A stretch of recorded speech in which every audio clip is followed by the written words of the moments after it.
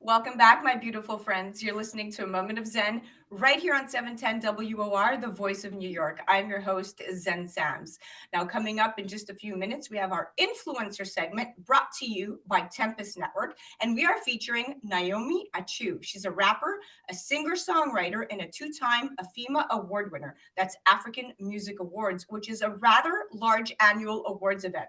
Now, Naomi has close to 1 million followers. She originates from a town called Bamenda in Cameroon, Africa, hence her popular moniker, Queen of Bamenda. Her newest album is called African Pepper, and her hit song is Turn Off the Light.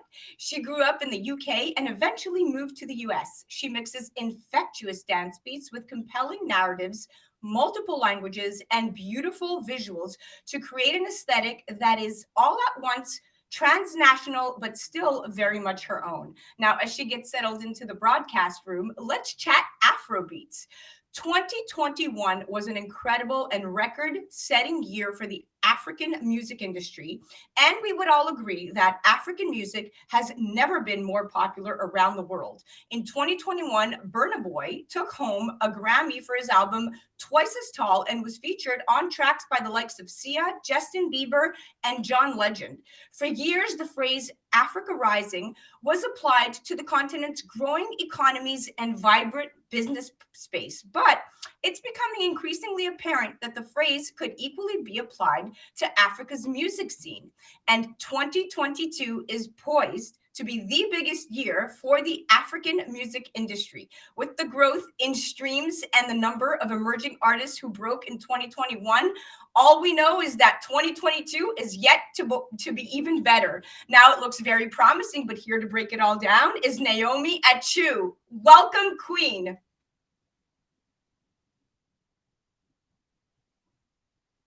I am so excited to chat with you. First of all, you are so talented. You are looking beautiful as ever. For those of us that have not been able to see her yet and are just listening, she is gorgeous, dressed in pink, and is quite impressive. Now, tell me, my love, how did you get involved with music? I wrote my first song when I was 8, 9, but watching Whitney Houston, Michael Jackson made me know that I wanted to be a musician. Angelique Kidjo too is another inspiration of mine. I love it. So those are the people who influenced, so to speak, and helped shape you musically. Definitely. Exactly. And I love that you are bringing some influential voices to the table here as your role models. That's amazing. Talk to me about your international sound and also being really influenced by your West African culture. Growing up, I've, lived in different places. I was born in Cameroon, moved to England, went to school there, and I was in a classroom of people from all over the world. And then, I would attend Notting Hill Carnival, and, I was just exposed to so many different cultures, and, it just became part of me. And so when I write my music, I'm thinking about maybe being in a movie. And I'm like, okay, is this a movie based in Europe? Is it based in Africa? And then that's how the song just comes out. And the song just comes out and it translates very beautifully to your music videos because your music videos are so stylized. Can you tell me about the creative direction, the process, and the artistry behind it all? Most of the time I do a lot of my styling, being an independent artist, which I find to be very fun, by the way. It just depends on me and the videographer. We'll sit down, we'll discuss the concepts of the video, and then, I'll put in my little flair, they put in their little flair, and va va voom. And Vavavoom. So you have a hit song, Turn Off the Light. I saw the music video. If you guys head to her website, naomiachu.com, you'll see it right there. It's beautifully directed. Now, I also read that you're interested in inspiring women through your work. Talk to me about female empowerment and what that means to you. Very, very big, very, very big thing for me. I'm hoping to go to Africa and work with some young students, young female students, and empower them, because as an entertainer, as an African entertainer that's female, we have a lot of barriers that we have to break, and I want people to know that it's possible, that as human beings, everything is possible. We all know that as females in the industry, we have to work hard. Everybody has to work hard, but we have intricate details that we have to focus on: our hair, our makeup. There's just so many intricate details of being a female artist, and I want African girls to know that anything that they want to be, they can be. I love that your message is so inspiring, and really speaking to African girls is so important because for such a long time, it has been overlooked. And essentially, at the end of the day, we now have social media, and that has amplified the ability of African artists to grab the world's attention. Right, over the last year alone, the Nigerian alt genre has grown by over 200%. What do you say to this? Amazing, amazing. But for a lot of us that know music and make music, we were expecting it. We knew it was going to happen, but we didn't know when. Um, a lot of things originate from Africa. The drums, the soul. We sing from within us. It's that African drum that has just found its way um, across the oceans. And I think the pandemic helped a lot because a lot of people were on social media. And social media was such a good platform at that time to for artists to express themselves and to be creative. So I think the pandemic helped a lot, but we did expect it because African music is just that good. It's excellent. It is that good, and I love to listen to it too. It gets me moving. But the large diaspora populations of many African countries in major markets, such as the United Kingdom and the United States, are also playing a role in seeding the continent's music abroad. And combined with the existing talent that's made a major mark, this means that international listeners will likely keep viewing Africa as a hub for new music talent for some time to come, just as a result of all of the spotlight being there. Yes. Oh yes, definitely. Now, let's segue a little bit into NFT talk. Not much, but I know that you're dabbling in NFTs, and which Yes. music artist isn't? I mean, Yes. NFTs really do have the potential to ensure that musicians are more fairly compensated for their work.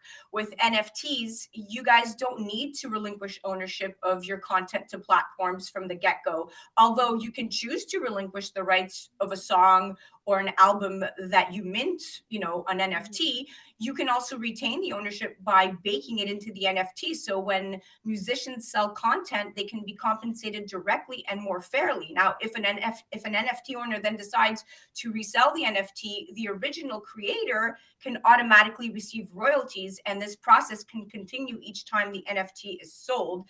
And this is all thanks to the fact that there's record of ownership built into NFTs metadata, which is why NFTs have the potential to change the future of digital ownership for musicians. Now, as an artist, what do you say to this?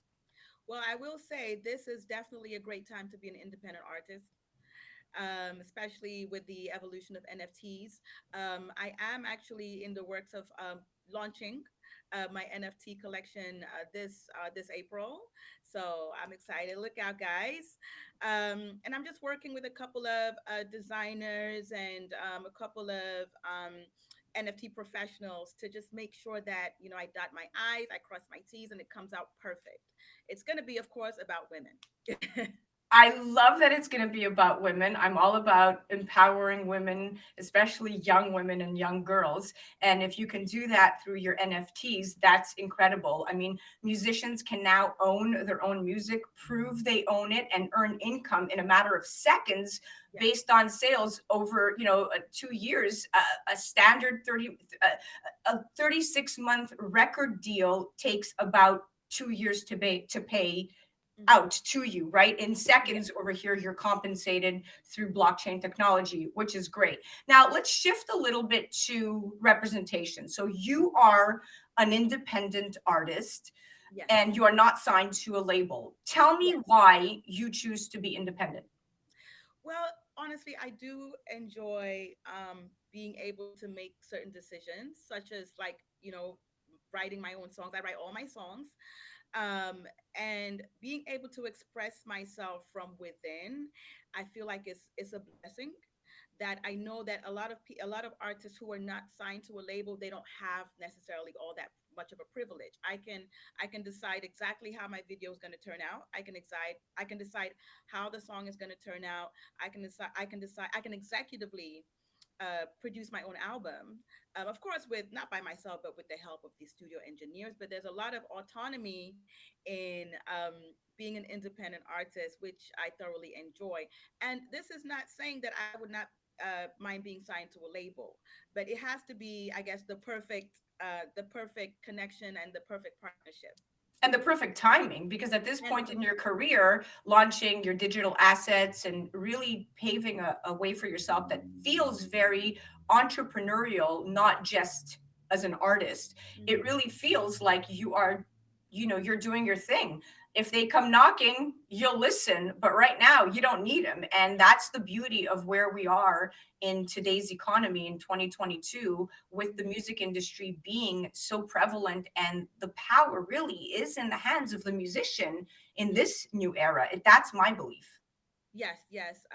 It's 2022 is just, we're just going to see there's a lot of independent artists that are doing very, very well for themselves, but there are some artists that are better off with a record label. I mean, there's things that a record label does that maybe an independent artist may not necessarily have access to. So there's pros and cons of both. I have friends that are signed to record labels, and I know that they're benefiting from certain things that I don't benefit from. But that creative part, that access to your own creativity, that's what every artist wants. Yeah, that's true. That is, and that control right now is something you have as an independent. Well, Mm.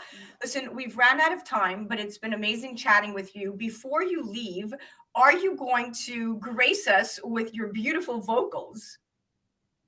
Sure. Let's see. What am I gonna sing? Let's say Robo Robo. Okay. My My loving na loving na pepe, Pepe. my body na investment. If you sign the booklet, I go show you the assets. Hey, body no be firewood, no be me, I go die today. Bring your loving, show me something. I go day in your arms today. You gave me chills. You Thank literally gave me chills. You have the most amazing voice. thank you. That's Robo Robo off of the album African Pepper. It's the first song on the track. So yeah, thank you for letting me sing that. Okay, well, we're going to send everybody to your website. Thank you so much for coming on. It's been an absolute pleasure speaking to you, Naomi. Thank you. Okay, guys, listen, I predict that the African music industry will generate more revenue outside of recorded music than ever before. African artists are untapped Fortune 500 brands. We will see a rise in all African artists touring, more international partnership deals with Fortune 500 companies, more NFT collaborations, and more artists creating and owning their own products versus partnering with another company. And at the end of this month, Burna Boy, that's right, he's going to be the first African artist to headline Madison Square Garden, as New York is the media and brand capital of the world. This concert is showing the world that African music is here. They have a very big influence. And if you want to be a part of the influence to impact future generations, you need to be in business with African talent. You have to check out Naomi on the gram at I am Naomi Achu, or directly on her website, www.naomiachu.com. You're listening to A Moment of Zen right here on 710 WOR, the voice of New York. We'll be right back after this.